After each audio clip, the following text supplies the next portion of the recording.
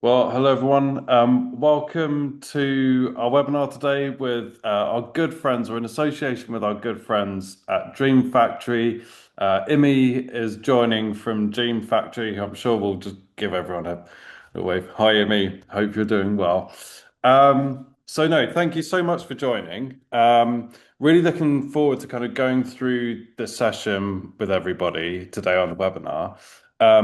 Hopefully you're seeing the slides move around and everything's working. If you've got any issues at all with tech, just drop us a note on the chat or something like that. But please do jump in and ask questions. These sessions are as much about us kind of sharing knowledge, and obviously kind of Imi's here to help from the content production side when we get to Q&A as well. But it's really about as much us sharing our kind of knowledge and expertise and experience as it is you guys getting the chance to ask questions. The more you ask, generally, the better these sessions get. So if you do have a question, please let us know. You can ask your questions in two ways, either through the chat, the webinar chat, which you should see in a menu. Just open that up, ask a question, make a comment, say hello, let us know you're on. Or there's the Q&A function where you're able to submit questions too. There are also a couple of sections in this presentation where we're doing like a little bit of a quiz. So we'll ask a question. Please do join in on the chat and give your opinions on those. Like it's really kind of fun to have like a little bit of back and forth. So get involved, ask questions.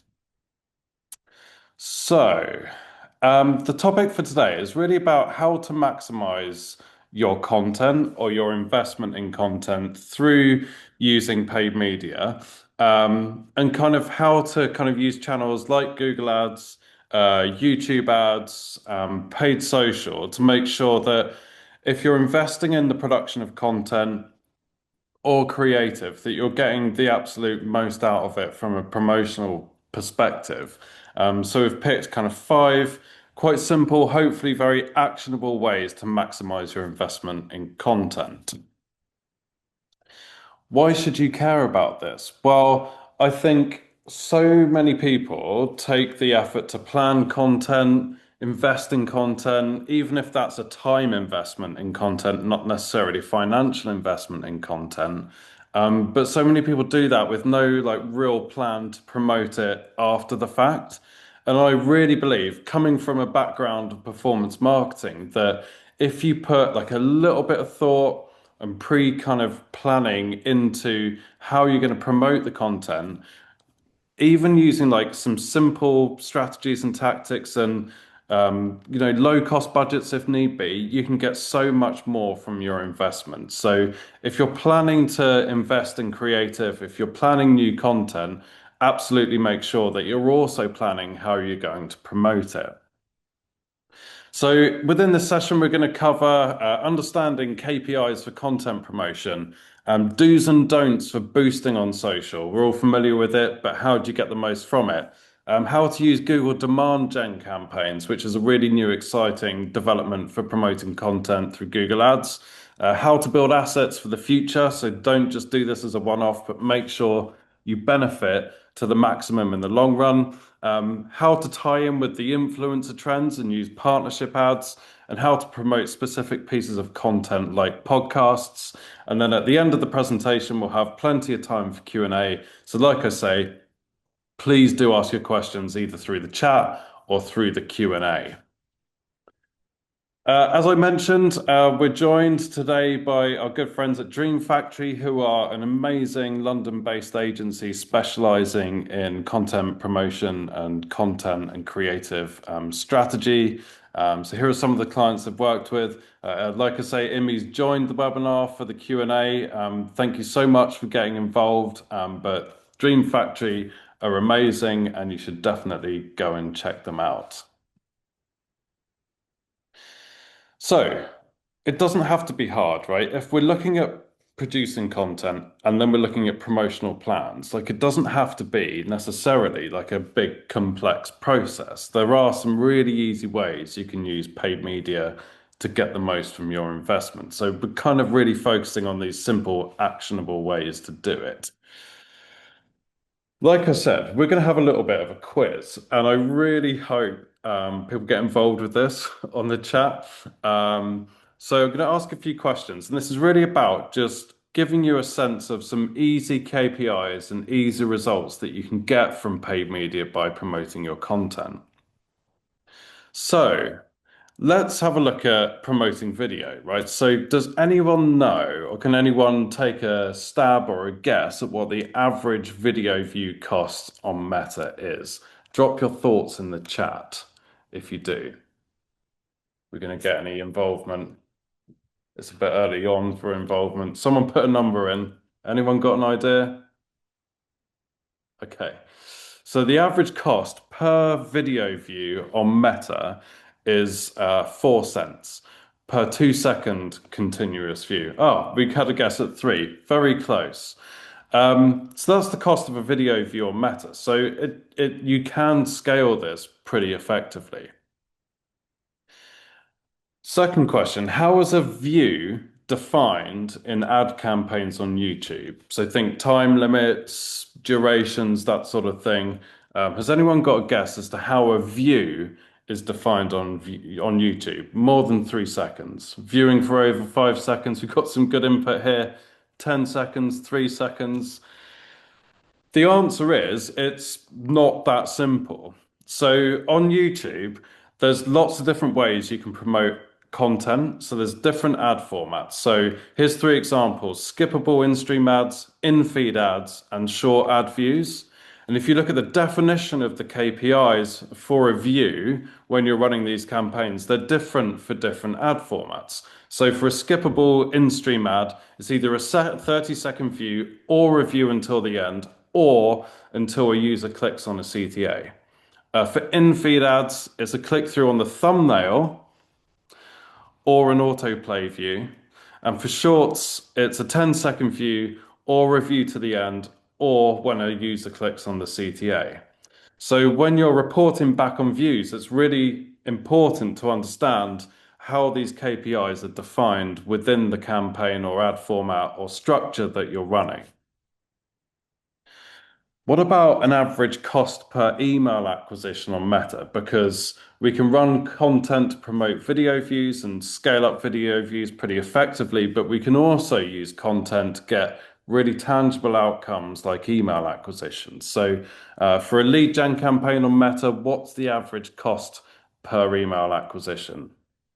Anyone got a guess? Could be 10p, 20p, 30p, a pound, £2, £5, £10. Anyone got a guess? A pound. We've got £15. It's a big range. £8, £11, 50p. Okay, right. We've got a wildly different set of guesses there, which is interesting. My view is it depends. And I've gone and looked at research for this, and there isn't really any benchmarks on it. In our view, if we're running email acquisition campaigns for growth in newsletters, for example, then we would say aim for under $1. But it depends massively on the offer, it depends on the sector. But using meta ads to promote content to generate growth in your email database is a massively effective method to using your content for like a tangible outcome. And you can scale it up if you get the costs right. Okay, so thank you everyone for getting involved. That was really fun. So thank you very much. So what does this mean? It means like you've got to pick a result. Think about what you need from your content. Is it scaling up video views? Is it getting traffic to the website? Is it acquiring email addresses? Pick a KPI based on that need and know how to measure it, and then plan around that, and you will get so much more from your content, even just by taking those first initial steps.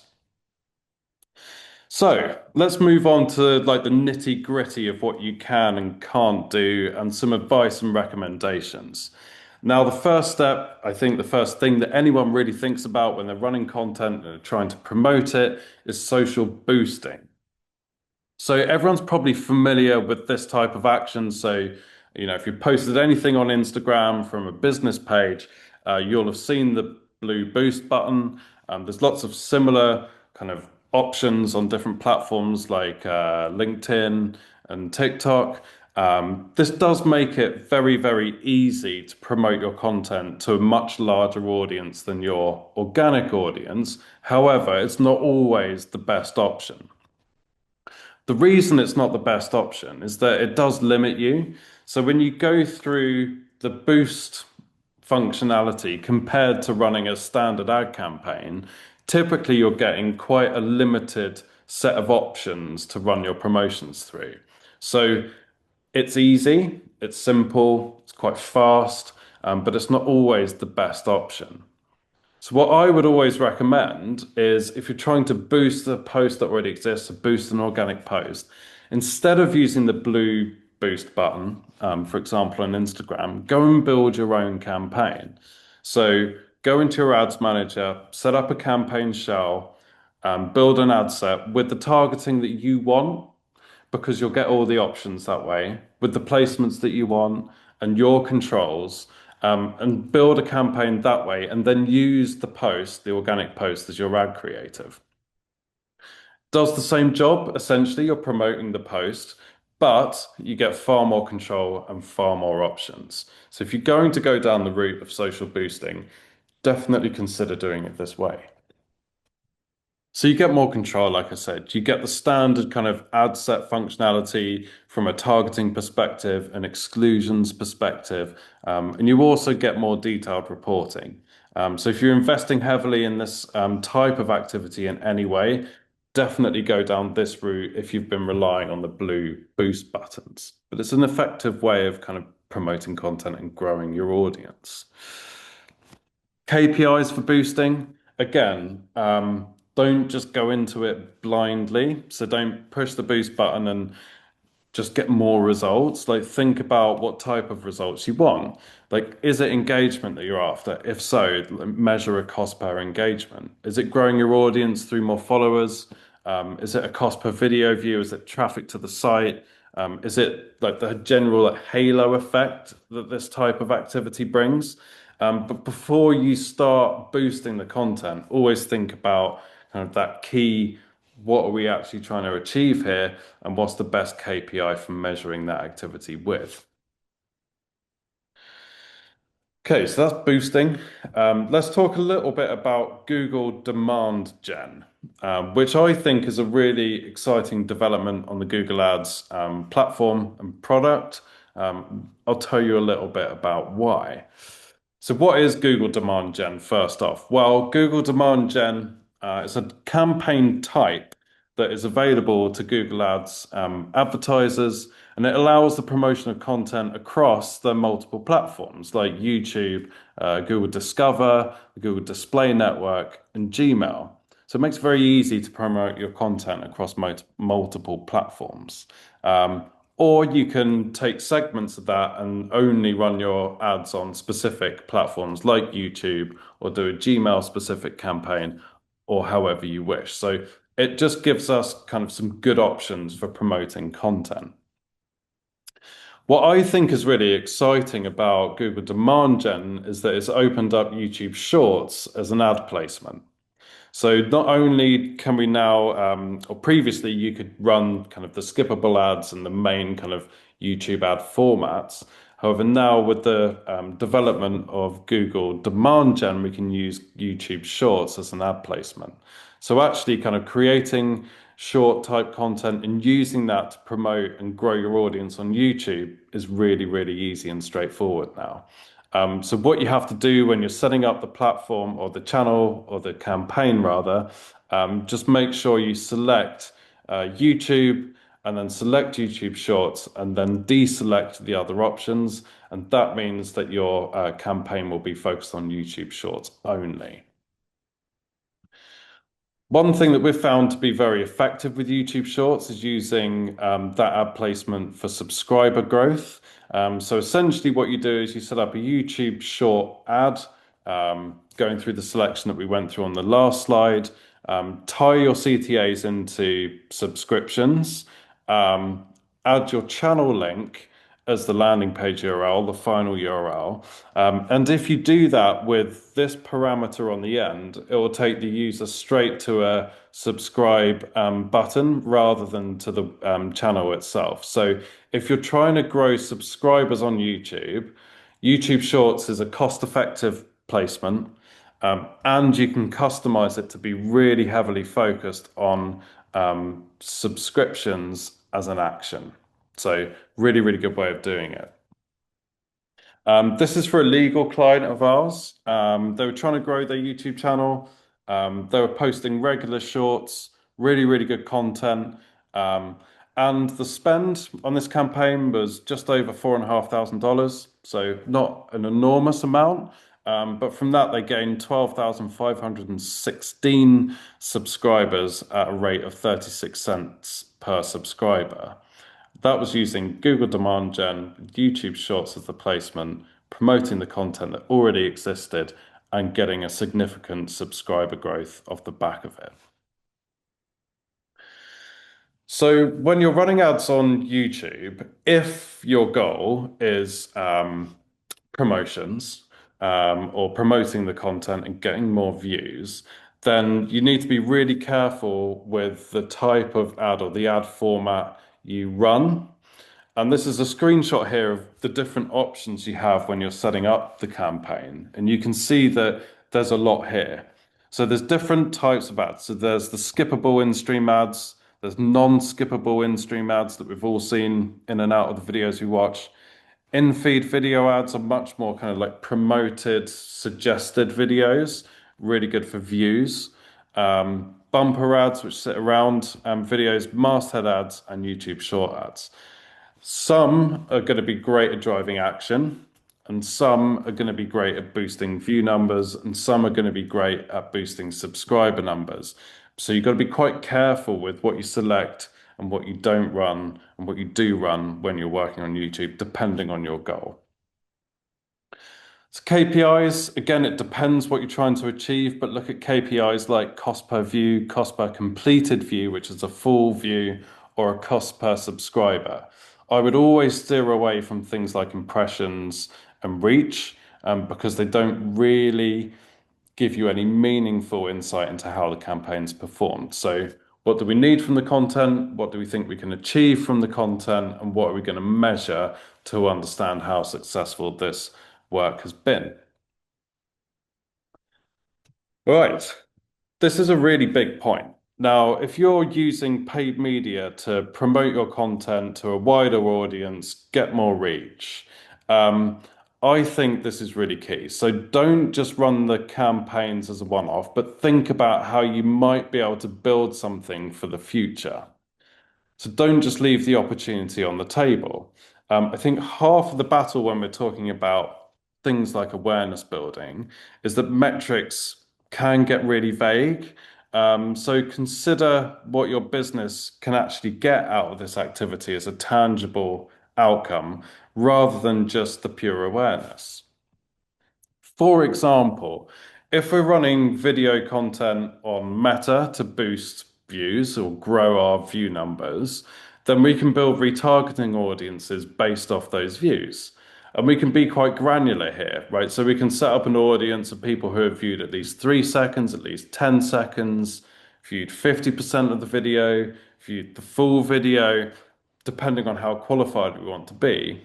But if we do this, we're then building a retargeting audience that we can use for another promotion or for future activity. And we're getting another really useful asset out of this activity, as well as awareness, traffic, and everything else that we get from it. There's so many different ways you can do this as well. So obviously on Meta, we can retarget people based on their website activity, social engagers, mailing list members, new members. It really, really depends on what you're trying to get. But always think about, okay, well, if I'm running this activity, what else can I get from it? That might be a retargeting audience for the future. Think about it and build and plan around it. Also on YouTube, like if we're running YouTube activity to promote and grow view numbers, we can set retargeting audiences up based on those views. Again, we can be quite granular and specific as to what views we want to capture and what views we don't. And we can then use those audiences in future search campaigns, display campaigns, or Gmail campaigns. So again, don't just leave those views on the table as a one-off kind of campaign run. And then email acquisition, I think this is like one of the very best things you can get from promoting content. So a click is a click, that's great. A video view is great. We can build retargeting audiences out of those. But if we're collecting email addresses, that's first party data that we own, that we can nurture and we can provide more content to in the future. It's a very, very tangible outcome that you can gain from content. So that's kind of definitely a train of thought that I would encourage people to go down. Again, think about your KPIs. Is it kind of future purchases or future leads from your retargeting audiences, i.e., how effective is this asset that we're building for the future? Is it email database growth? Ultimately, I think it's picking something as tangible and as meaningful as possible for the business and any future outcomes. Let's talk a little bit about influencer. So there's lots of different things we can do here. Obviously, UGC, influencer style content is a really big trend. We've all seen, I'm sure we've all seen these kind of partnership type posts on Instagram where an influencer is doing something in association with the brand and it's made very clear with that collaboration post at the top, which is great. And actually, a lot of the ad platforms are following up now with ad formats that tie directly into this type of activity. So on Instagram and Meta, we can use partnership ads. So partnership ads allow brands to run ads directly in association with another brand, a retailer, or a creator, which means we can run ads from our account, but kind of from a customer's perspective, they get to see this partnership too. So it's quite native and it fits really into the partner posts and the collab posts that we just saw. And it's actually very easy to set up. LinkedIn have a new ad format, it's newish, called Thought Leader ads. So these are ads that appear in the feed, and rather than promoting an ad on behalf of a business from a business page, these are ads that are promoted as an individual. So I would write a post and I can go and promote that post, and I can target people as I need to, but it's just an extremely native way of promoting content on LinkedIn. And it ties really closely into this kind of human to human and very native approach. Typically, just as an overview on LinkedIn, if we're running thought leader ads versus standard sponsored content ads from a business page, typically we see like extremely kind of high engagement rates in comparison. So if you're after engagement, if you're after things like video views, thought leadership ads are a really, really good way to go on LinkedIn. KPIs, again, think about what your business needs. But this is really a similar approach to the boosting type activity. So cost per engagement, growth in followers, cost per video view, traffic to the site, growth in any organic visibility. KPIs like this are really, really good ways to measure this type of activity. So on to like a very specific example of podcasts. So if you're promoting or building a podcast rather, how can you promote it using paid media in a very easy, sustainable way? First point is test platforms. So if you're running a podcast on Spotify, Spotify do have, and we'll go into this in a minute, a very good self-service ad platform that's developing well, which is good. But test the effectiveness of that platform versus a platform like Meta or Instagram and compare the differences because Spotify might seem like a very obvious example or place to run ads for a Spotify-based podcast, but it's not always the most effective. So if you look at the ad platform here, this is just a screenshot of the setup in Spotify ads. It follows a very similar process to setting up ads on any other self-service platform like Instagram or Meta ads rather, or LinkedIn ads. It's quite basic because it's quite new, but that does make it quite intuitive and easy to use. So essentially, you go in, you select your campaign type, you can start to categorize what you're running, and just go through quite a simple, straightforward workflow.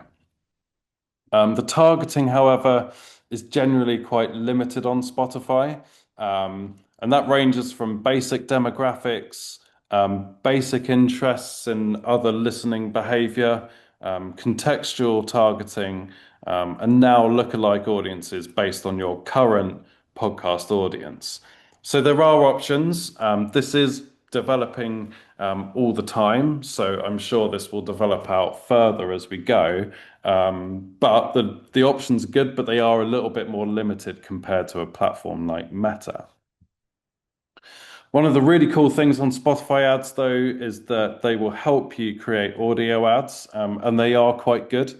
So you can upload a script, you can make some decisions around what type of style you want, and then Spotify will go and create an audio ad on your behalf. So although running audio ads might seem like a complicated process, it's actually quite easy to get started using Spotify ads. Be aware though that if you are running ads on Spotify, the data is quite delayed. So the data they publish guidelines saying that the data can be delayed by up to 36 hours, and this is what we've seen. So if you start running ads and you look at the performance the next day and nothing's happened, don't worry. If you go and look at it the next day after that and nothing's still happened, don't worry. Give it a few days before you start to see the data come in and start to assess your performance. This is an example from a campaign that we ran. The spend was good, £32,500. That delivered 61 or just under 61,000 streams at a cost per stream of 53p. So it's more expensive than running video view ads on YouTube, running video view ads on Meta. But what's worth pointing out here is that we saw a really significant halo effect on the podcast over this time that stuck. So it was a really good investment for the future of this podcast. So definitely consider Spotify ads. So key takeaway from this really is if you're promoting or investing in developing content and creative, think about what the business can get from it and be really clear on what that KPI and specific measurement point is. Know how to measure it and track against it and be really black and white in how you measure the performance. Please connect on LinkedIn, say hello. Love to hear from you if we're not already connected. We do these all the time, so hopefully you can make it back to a future webinar if you've enjoyed it. And now we'll go to questions. So thank you, everyone. I'm going to stop my share. Cool. Hello, Emmy. Hi, that was really great. Thank you so much, John. I think we have a couple of questions, one from Haley, one from Matt, and then also an anonymous one about podcast subscriptions actually as well. Perfect. Okay, so let's have a look. So what do you think? This is a good one. So what do you think is the biggest difference in skill and knowledge between a beginner paid media ad runner and an advanced one? It's a really good question. I think it's about the ability to make decisions and to know what the platform needs. Because remember, all the platforms now are very much based on machine learning, learning through the data, self-optimization. So you need to know technically what the platforms need to do that job, but you also need to know when to take back the control. And it's a very delicate balance. And that's one that is definitely developed over time. So I think it's being able to make those types of decisions that really distinguish the difference between someone who's perhaps new and knows the theory and knows how to set up an ad campaign versus someone who really knows how to optimize it for the best. Yeah, just jumping in there as well. I think if you're from a campaign side and like a content production side, doubling down on knowing like the different types of platforms inside out is key. So a lot of mistakes that we see from perhaps a beginner going in with paid media is they think that if they put enough ad spend behind one type of content and put it across all the types of platforms, it's going to perform just as well. But you have to make sure that the content, even if it's paid or organic, is tailored and is platform native as well. So really drill down on exactly what you want from your platforms and make sure that it's like tied in really, really well to those as well. Yeah, definitely, definitely. And it all just starts to play together in a really, really cool way. Okay, what we've got. Any advice on podcast subscriptions? Send them to Spotify or Apple or the platform that's got the highest subscribers for your audience.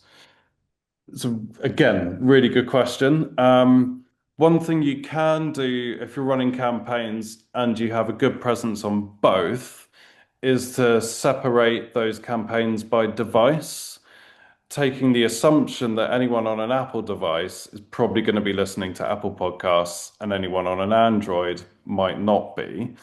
That involves a bit of an assumption. The other option, if you're running ads on, let's say, Meta to promote the podcast, is instead of sending them directly to the platform, you send them to a landing page, which gives them a list of previous episodes, but the option to go off to Spotify or Apple, or their preferred platform of choice. That also means you can track that action. Because if you send someone directly to the platform itself, you can't track the action and then you can't run a conversion campaign based on the action. So it also does improve performance if you sounds counterintuitive because you're adding an extra step, but it can really improve performance. But Emmy, you produce a lot of podcasts.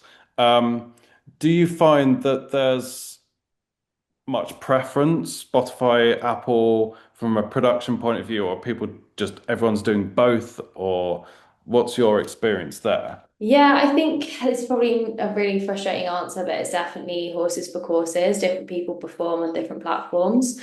I think that's a really interesting point because I'm thinking as well, as an Apple user, I go straight to Spotify. So I think it's quite a hard answer to answer because every single person is different. I think A/B testing and just testing all the time is so, so key to Yeah. this. You also asked as well, could you also send them to a link tree? But I'm not sure that's as effective. I think from Yeah. a customer journey, I would agree, like the less barriers and like the less clicks that you need in order to get someone to convert, the better. But yeah, to answer your question as well, John, I think it really depends. Knowing your audience, I think also having really good socials to match that. Make sure you've got snackable content on your socials. It's all well and good having a really interesting platform, but leading back to what I said earlier, like if you're posting your whole podcast or like as much as you can on Instagram, it's probably not going to work. You need that snackable content to get people to convert as well. So yeah, that's probably what I would say. Definitely. Cool. Thank you.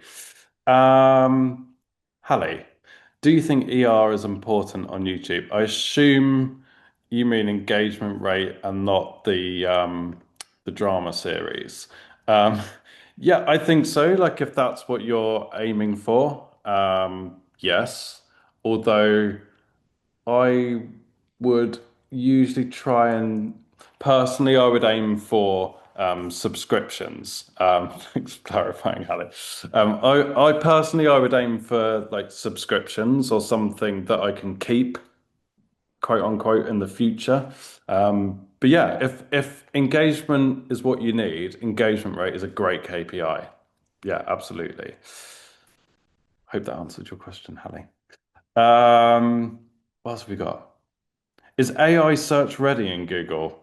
What's the best strategy and KPI for YouTube Shorts ads? Second part of that question for me would be subscribers. Like, I think a subscription is the ultimate for any YouTube promotion because that proves engagement, it proves and demonstrates that you're getting the right people and you're building your audience for the future. Personally, views on shorts are, I mean, it'd be really cool to get your opinion. I think even when you're running shorts organically, fairly significant view numbers are relatively easy to come by on shorts compared to traditional full length video on YouTube. And it can be quite transient. So if you can get a subscription from a short, you're getting something really solid, in my opinion. But yeah, what's Yeah, your I would totally agree. I would totally agree. I'd be really interested to maybe see some more data on this, but I think Shorts especially feels even more transient than TikTok does because I think TikTok leans into a community side a lot more than YouTube. I think the YouTube community side and that like retaining of engagement comes in subscription. So yeah, I would totally agree with you, John. yeah, well, it's developing all the time, isn't it? For sure. Hmm. Yeah. Um, is AI search ready in Google? I don't think so. Um, I think not all of the answers are always factually correct yet, but it's getting better um, to be developed, in my opinion. Um, okay, is it safe to say this is by the way, thank you everyone who submitted a question. This is brilliant, and there's so many questions here. It's amazing. Um, Is it safe to say, oh, gone over, is it safe to say that video-based ads are more effective than still images or ads? From a data perspective, again, sometimes a standard static ad is still great at driving action, whereas videos rather, are much better if there's a degree of education needed. Um, it depends on the KPI and it depends on the action, but I certainly wouldn't write off image ads. Um, I guess, Imi, from a production perspective, obviously video is massive. What's your take? Because I think images can still be massively effective. Yeah, I think they definitely can be. I think it depends on exactly what you're after. Again, it's probably a little bit frustrating of like how long's a piece of string, but if there's a call to action, like a still image when it comes to perhaps a promotion on a paid ad would work really well. A number of our customers and our clients though do tend to turn to video, especially on the like fast moving consumer goods side to video for their ads. I think Yep. because it's a little bit more engaging straight away. Yeah. I think there's definitely a place for both, but it just again it depends on exactly what you're hoping to achieve by that, I suppose. Yeah. It's it always comes back to the what do I actually need to get out of this Yeah, thing. yeah, Um, and when you're running, say if you're running a sharp snap or you need a decision, right? So a Black Friday sale. Static image is great because it's here's the thing, here's the action. Don't watch the video, just come and do this thing. Which is very different to kind of top of funnel activity where you're trying to really engage people. Um, so yeah, it depends. yeah. I think it also, sorry, just jump in on that as Yeah, well. It go. depends on that. A lot of it is like there's a really interesting case done called like Entertain or Die in the advertising industry, and I will send this all over so we can send it to everyone afterwards. But Yeah, it depends what you want to do. If you want someone to literally buy your product on Amazon Prime Day, or you want to buy the Black Friday thing, probably a static image would work really well. If you just want to like entertain that customer so they're more interested in a long-term engagement, I probably would lean to video. But yeah, yeah, I would agree. It really does depend on exactly what you're trying to achieve and reverse engineering it. yeah, yeah. Start with that, then work back, then work on the plan, and then you can produce the content that you need to get the goal you need to Yeah. achieve. Yeah, definitely. Emmy, we've got a question about X. What are your thoughts on, okay, paid activity on X, um, but X in general, is it still a platform worth investing in? Oh, that's a good question. I will be honest, no conversations that I ever have come across X. Like in none of the content we produce from an understanding, X is never anything that really comes into conversation. Yeah, That might just be where our client base is and what we specialize in. But whenever we discuss content strategy, it's just not anything, especially when it's from the client side as well. yeah, I've never come across that being something that someone, but I would be really interested to learn more about it, to be honest. yeah. I mean, personal opinions aside, we haven't had an inquiry or a client conversation about X for years Mm. since it became X. So, um, but ultimately, if your audience are there and you can engage them in a cost-effective manner, you know, it's a platform. But good question, really good question. Alice, would you say follower numbers are a good KPI for Meta and TikTok as well? The structure has changed. What type of campaign should I run to get more subscribers and followers? I think, yeah, followers and subscribers is a good measure of audience growth. I would also look at Hallie earlier mentioned engagement rate as a metric. I think this is where it really kicks in because if you're growing, let's say you grow your follower count on Instagram by 10,000, brilliant. But how well is that new 10,000 engaging? And are they like genuinely interested in what you're doing? So I would always take a secondary look at it. Mhm. It can fall into that vanity metric thing quite easily, but it is also, on the other hand, a very, very clear measure of growth. And if you're running awareness activity and you're growing your audience, that is obviously a very good thing. Mhm. Yeah, I would agree. I probably would stay away from the follower numbers and move more to the engagement. Like it's all well and good having 10,000 followers, but if you're only Yep. getting one like that doesn't really, I think Yep. impressions are a really big thing as well. If you're not necessarily focusing on engagement, impressions and brand awareness, if you are focusing on the Yep. top of funnel is really important. Yep. Um, but I probably personally wouldn't focus on followers. I wouldn't have that as like my North Star.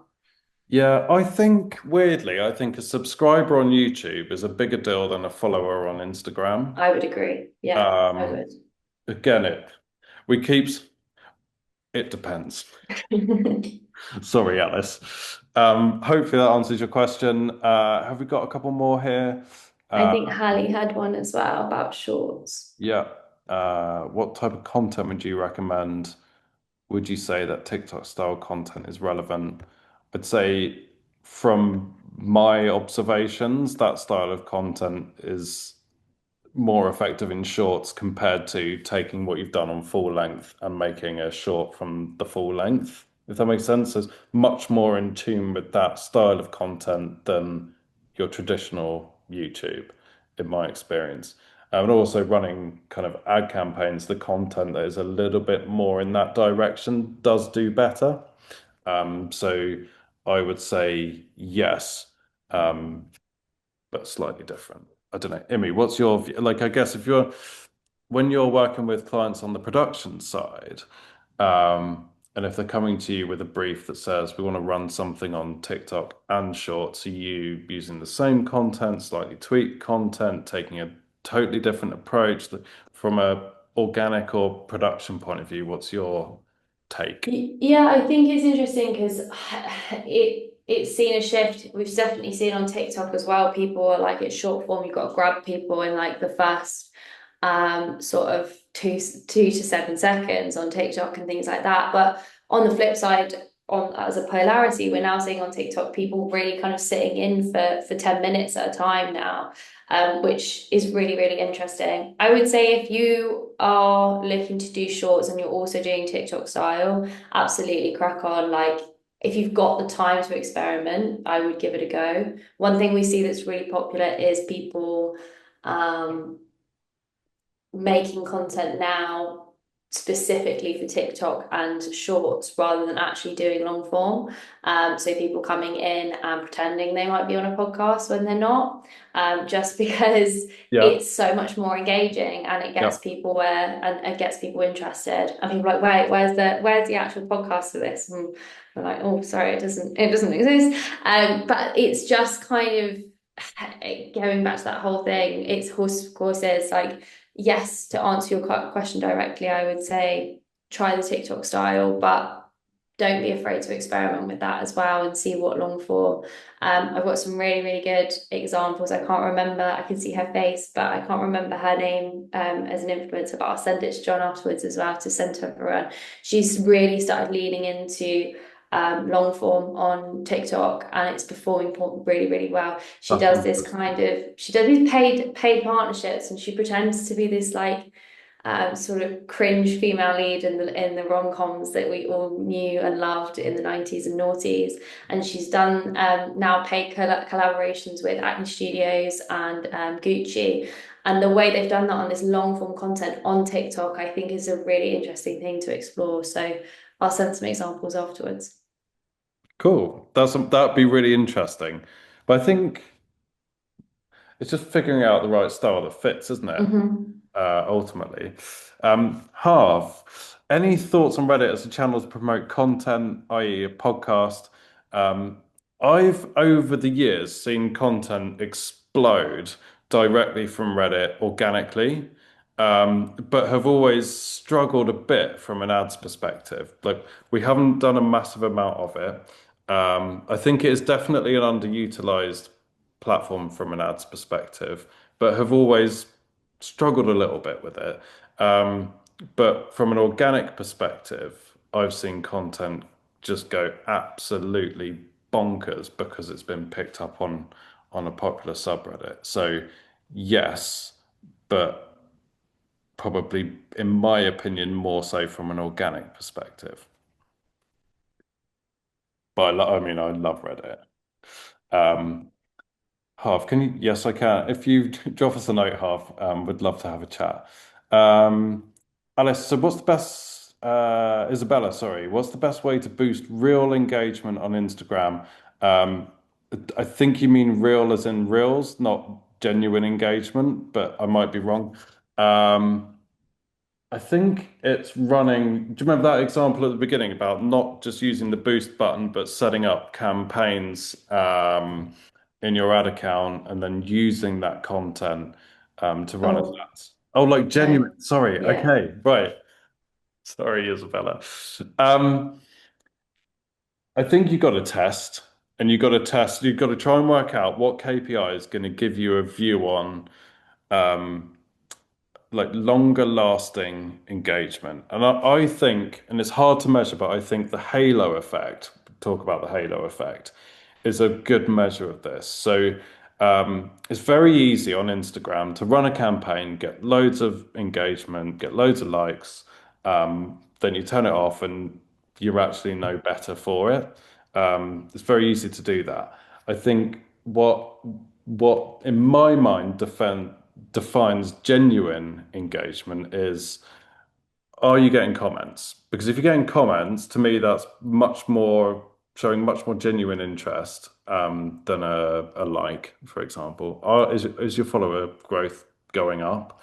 But also, like, are you getting more engagement on organic posts around it? So, which would indicate that people are going, okay, this is really interesting. I really like this. I'm engaging through the comments, following the page, and actually, I really like their other content too.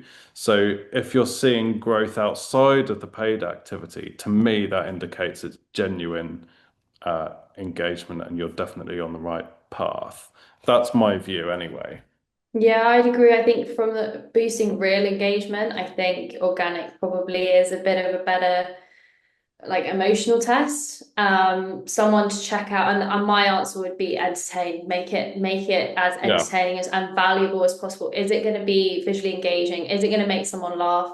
Someone that I think is an absolute kind of hero when it comes to this is Henry Hayes.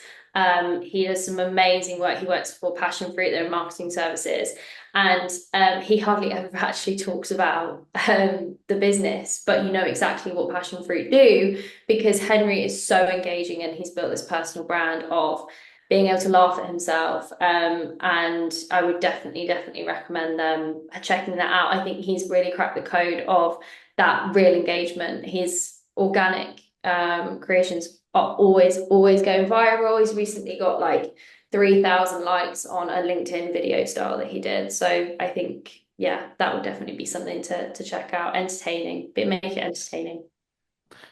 Yeah, absolutely. It's like it's still got to be fun. It's Mm. social, you know, it's really important. Okay, I think probably last question here. So, how should we incorporate Google PMax in the mix and app campaigns and Meta, Google, TikTok, etc.? I think. it's about working out what job each one's going to do, in my opinion, because Google PMax is a bit of a black box. So first off, how are you going to measure it and how are you going to know exactly what it's doing for you? Then how does that fit in with the app campaigns on other platforms and channels? And also, don't a lot of people make the mistake of trying to do too much on too many different platforms with not enough budget. So I would say, first off, make sure you've actually got enough budget and creative resource to cover those different platforms. If you have, great, but then plan out what each platform's purpose in the mix is, would be my advice. Cool. All right.